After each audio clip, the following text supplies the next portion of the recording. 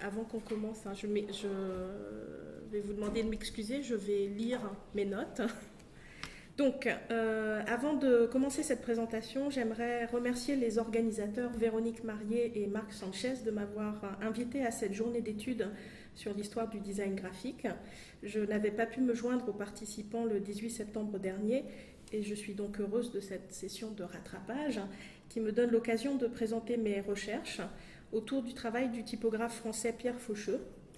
Cette recherche est menée au département d'histoire du design du Royal College of Art à Londres, sous la direction du professeur David Crowley et du docteur Sarah Tisley.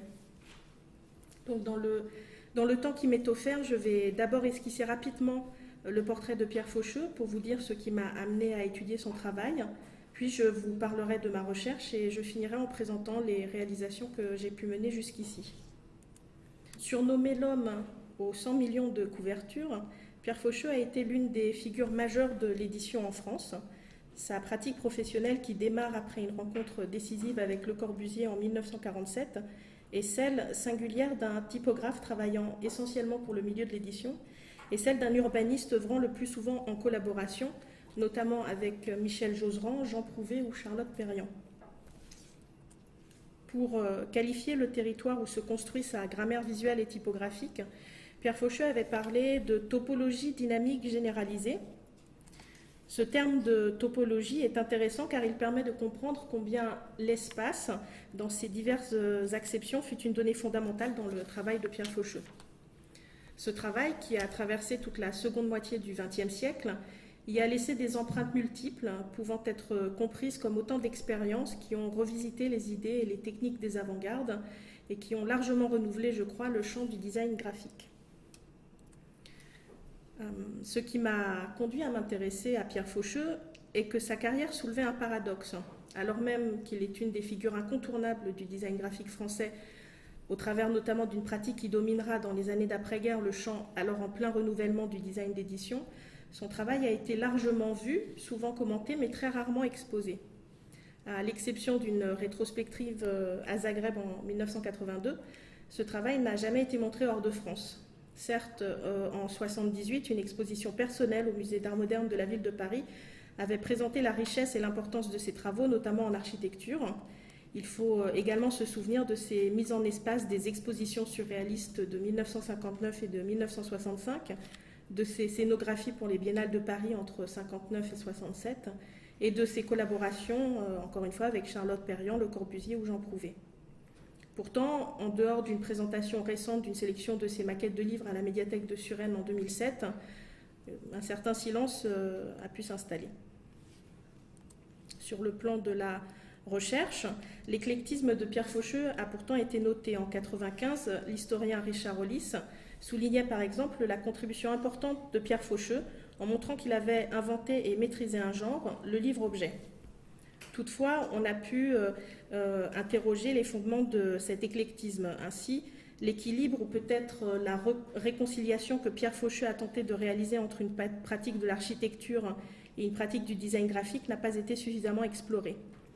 Or, à la lumière même de la définition que Faucheux donne de lui-même en tant qu'architecte du livre et écrivain de l'espace, il semble pertinent, afin de mieux comprendre son travail, d'examiner les ponts qu'il a construits entre ces deux pratiques.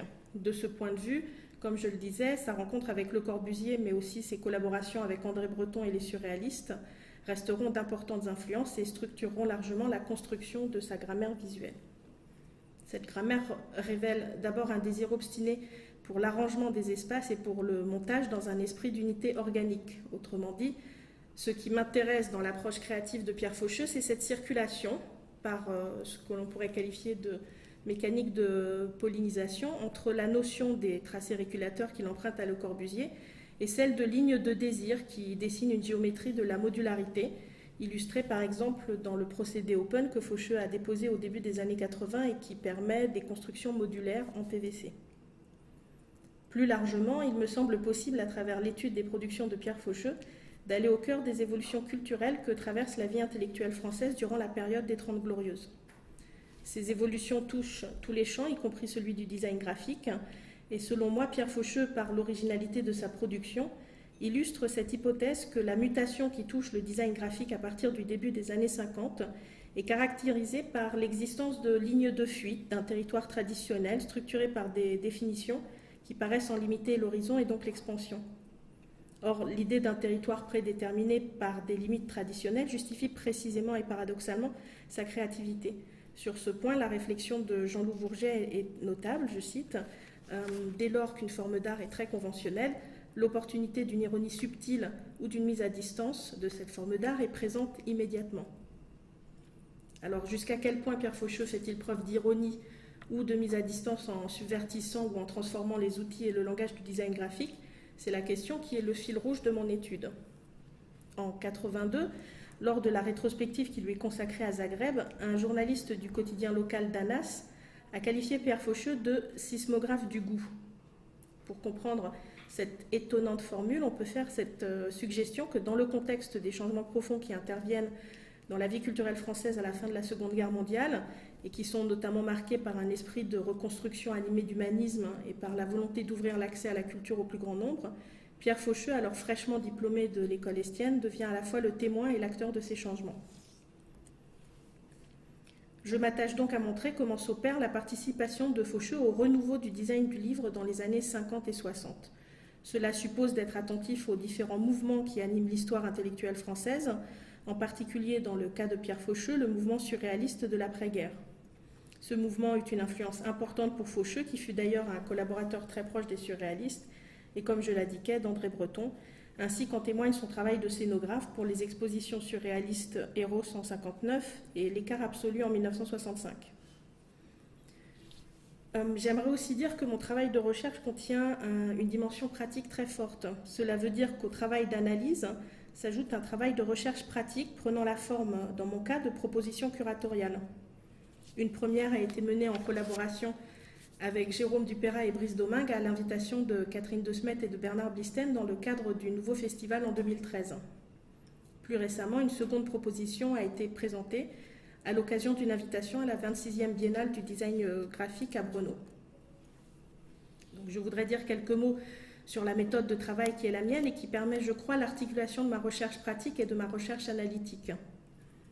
Appuyée sur une étude historique des archives de Pierre Faucheux, dont je redis ici qu'elle permet de saisir la construction d'une grammaire visuelle marquée par l'écart et le dépaysement du document, cette méthode de travail est guidée par la notion allemande de Bildgrenzen ou interposition et s'appuie sur une notion du montage entendue non seulement comme technique présente dans la pratique de Pierre Faucheux, mais également comme un outil d'exploration produisant des confrontations ouvrant sur des interrogations.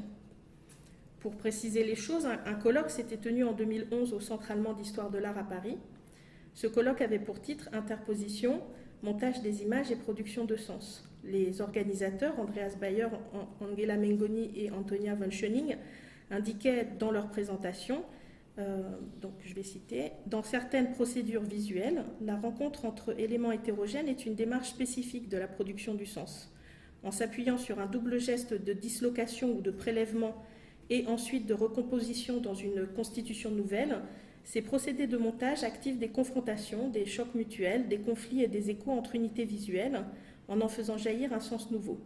C'est alors que l'espace et les frontières entre les images, loin de se limiter à un rôle inerte de séparation, deviennent les lieux d'une interposition capable d'activer la production visuelle du sens. Je crois que cela pourrait caractériser mon approche. Ainsi, les principes du montage, la confrontation, la suture, mais aussi la distance, je les utilise dans ma pratique de curatrice pour produire des séquences, des phrases visuelles qui peuvent convoquer le travail de Pierre Faucheux en le faisant dialoguer avec les travaux d'autres artistes ou designers, contemporains ou non. Je cherche ainsi à développer de nouvelles manières de présenter et de montrer des travaux de mise en forme du livre, des objets qui, pour la plupart, sont produits en masse et pensés essentiellement pour être tenus et lus. Pourtant, il y a toute une dynamique du livre qui peut être dévoilée. Comme le soulignait Bernard Gerbrandt, fondateur de la librairie Galerie La Une et animateur du Club des libraires de France, dont Faucheux fut le directeur artistique dès 1954, je cite, « À présent que le lecteur se soucie davantage du physique du livre, sa conception devient dynamique. Tel le spectateur d'un film, le lecteur d'un livre total, indique-t-il, suit un processus qui, par l'effet de la persistance rétinienne, associe l'image de la reliure au contenu. L'opposition, lorsqu'il ouvre le livre sur ses gardes, constitue un choc, dont dépend souvent le destin du livre lui-même. À ce choc succèdent, suivant un rythme déterminé, les tempi, que constituent la page de faux titre, la page de titre, le ou les départs de texte, les illustrations, les documents annexes, le titre courant et la pagination, les tables, la justification. Un rythme doit entraîner le lecteur d'étape en étape jusqu'au mot fin. Dans ce cadre, les expositions réalisées à ce jour interrogent les relations d'écho, de dissemblance, de parallèle et explorent la manière dont une exposition peut devenir une mise en scène où le design graphique n'est pas réduit à l'état d'image ou d'objet inerte, mais devient lui-même un outil d'investigation. Dans ce cas alors, l'espace des représentations devient le moyen d'interroger ces représentations. Donc avant de conclure, je voudrais dire quelques mots sur les perspectives ouvertes par ce travail de recherche sur Faucheux, en rappelant d'abord combien je crois qu'elle peut enrichir la recherche sur l'histoire des pratiques du livre dans sa dimension du design graphique. Ainsi, la modernisation du livre, initiée à travers le développement des clubs du livre au début des années 50, par Faucheux bien sûr, mais aussi par Massin, Jacques Darche, Janine Fricker ou d'autres, permet d'étendre notre connaissance du livre au-delà d'une approche conventionnelle qui le ramène souvent à un objet de communication. Au contraire, dans le contexte de ma recherche et dans le prolongement de ce que disait Bernard Garbrandt, je crois utile de rappeler que le livre est aussi un espace où s'articule, où se joue ce que Gérard Genette appelle le paratexte, c'est-à-dire tout ce qui entoure le livre. Comme l'indique d'ailleurs Anne Meuglin-Delcroix, le livre devient une forme artistique à part entière dans le courant des années 60. Mais pour en revenir à Pierre Faucheux, je montre comment celui-ci détache en quelque sorte le livre de son statut simple de transporteur d'informations pour le transformer. Dans les mains de Faucheux, le livre devient alors une architecture sensible, organisant symboliquement et rendant visible l'information. J'étudie ainsi comment la particularité de l'usage du document était très importante chez Faucheux et motivée par une maîtrise éditoriale dans l'agencement, j'en parlais au début de ma présentation, de l'information visuelle, ainsi que par la volonté, me semble-t-il, de construire une poétique du fragment où de nouveaux sens apparaissent à partir du dépaysement des documents. Le travail de Faucheux, dont j'étudie la construction dans le contexte historique des Trente Glorieuses, se caractérise ainsi par un désir permanent de manipulation symbolique de la typographie et des images. Cette volonté trouve des résonances principalement dans les pratiques des avant-gardes, mais peut également s'interroger, et c'est ainsi qu'on mesure l'intérêt des productions de Faucheux, dans celles d'artistes ou de designers plus ou moins éloignés dans le temps. Je pense par exemple au travail de John Stezaker ou à celui de Roman Sislevich que nous avions présenté avec mes collègues lors du nouveau festival. Mon travail sur Pierre Faucheux est donc une recherche historique qui s'articule autour d'une partie analytique et d'une partie pratique qui se nourrissent mutuellement. De ce point de vue, elle s'inspire du modèle de recherche proposé par David Benewis sur le dessinateur de caractères Joseph Churchward, qui avait été réalisé à la Jan van Eyck Academy, donnant lieu à des expositions ainsi qu'à la publication de nombreux travaux inédits de Churchward. En associant l'analyse à la pratique, ma recherche ne vise évidemment pas l'exhaustivité. En revanche, j'espère qu'elle pourra servir à enrichir nos connaissances sur ce typographe et architecte qu'était Faucheux. Au-delà, j'espère qu'elle pourra aussi contribuer à faire avancer la discussion plus générale et encore trop peu souvent abordée sur la manière dont les objets du design graphique peuvent être exposés. Sur le plan de l'analyse, mon travail s'est appuyé principalement sur les sources primaires disponibles dans les archives du Fonds Faucheux à l'IMEC. J'ai pu aussi avoir accès à une partie de ces archives privées jusqu'alors inédites, et je suis ici reconnaissante à son fils Jérôme Faucheux et à son petit-fils Adrien Faucheux de m'avoir montré et d'avoir partagé des documents nouveaux. Je les remercie également par nos discussions d'avoir ouvert des perspectives sur mon travail. Sur le plan de la pratique, les expositions qui ont été montées avaient comme objectif de revisiter la production de Faucheux. À cet égard, j'ai été particulièrement intéressée par la redécouverte d'une pratique en marge du travail de Faucheux. Inventée au milieu des années 60, elle consistait en des montages visuels qu'il appelait des écartelages et qui se distinguaient par la démultiplication d'une seule image. On peut les mettre en relation avec les collages de Jiří Kollár, avec lesquels Faucheux a correspondu à la même époque. D'abord présenté à la 11e exposition du surréalisme L'écart absolu en 1965 à la Galerie L'Œil à Paris, ces écartelages, dont j'ai récemment appris lors d'une discussion avec Jérôme Faucheux qu'ils étaient prémontés, étaient influencés par la notion surréaliste du dépaysement et aussi par celle du cinétisme. Au cours de mon travail, j'ai été attentive à faire redécouvrir ou découvrir Faucheux dans un cadre interdisciplinaire. Je crois que cette dimension d'interdisciplinarité et de partage informe ma pratique de la recherche.